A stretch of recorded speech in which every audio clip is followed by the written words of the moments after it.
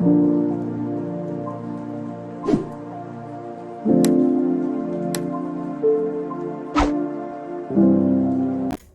I've been asked, what was the first thing I published? And I know I said before that Nobody's Cinderella was the first thing I had published, and I thought about it, and then I realized that that really wasn't quite true. That was the first thing that I had published to a print form.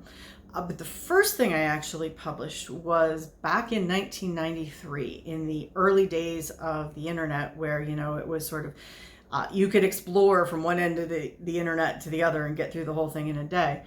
And back then I was sort of just getting out online. It wasn't a world that a whole lot of people understood, but I was able to get out online. I was connected to a university at that point. I just finished being a student, and I was at that point then an employee. And one of the things that I did is I went out and I was sort of exploring, and I stumbled on these websites devoted to the Dungeons and Dragons role-playing game and the Dungeons and Dragons cartoon from the 80s, where these kids get on this roller coaster and get sucked into this Dungeons and Dragons world.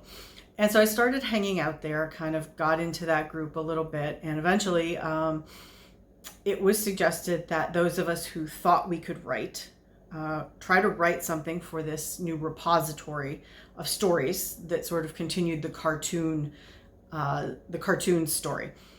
And it was going to be called the Golden Grimoire. It was hosted by this guy who called himself the Dungeon Master, and sort of all shadowy, and nobody really knew.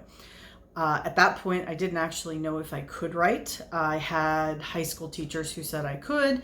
Then I had freshman writing class instructors who said I totally sucked because everything I was writing was too vivid, and it wasn't dark and dreary and depressing. So I wasn't actually sure that I could write, but I came up with this story called Tears of the Dragon.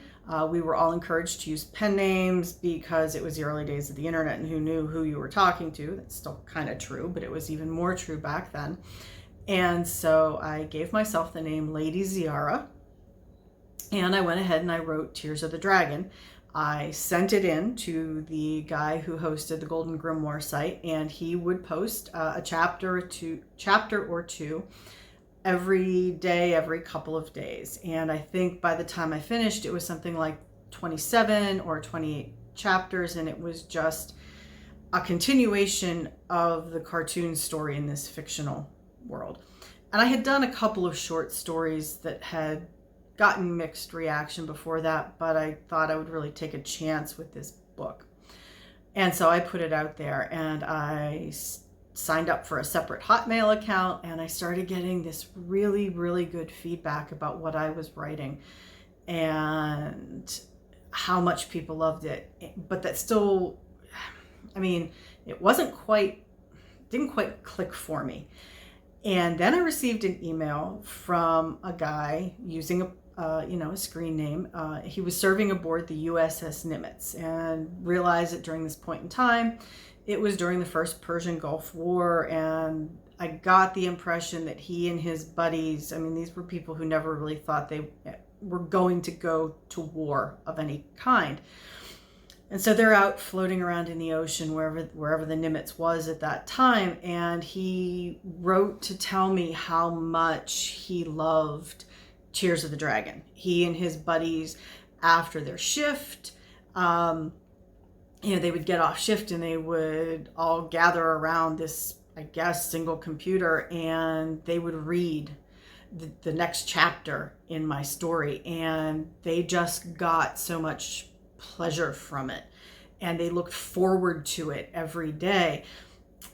And until that point, I sort of intellectually knew the power of words, certainly. I was a reader, I was a writer, but the thing that I don't think I ever really understood was the power of my own written word. And it really sort of shook me how much power the words that I wrote had over somebody else's life, and how they could affect these guys' lives. And it was, to me, sort of this awakening moment, like, hey, I wrote something that these guys really, it means something to them. And that was sort of a shock for me.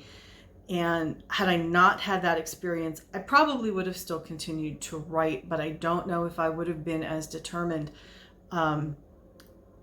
to see my work published, simply because I didn't, without that, I wouldn't have known the power that my words had.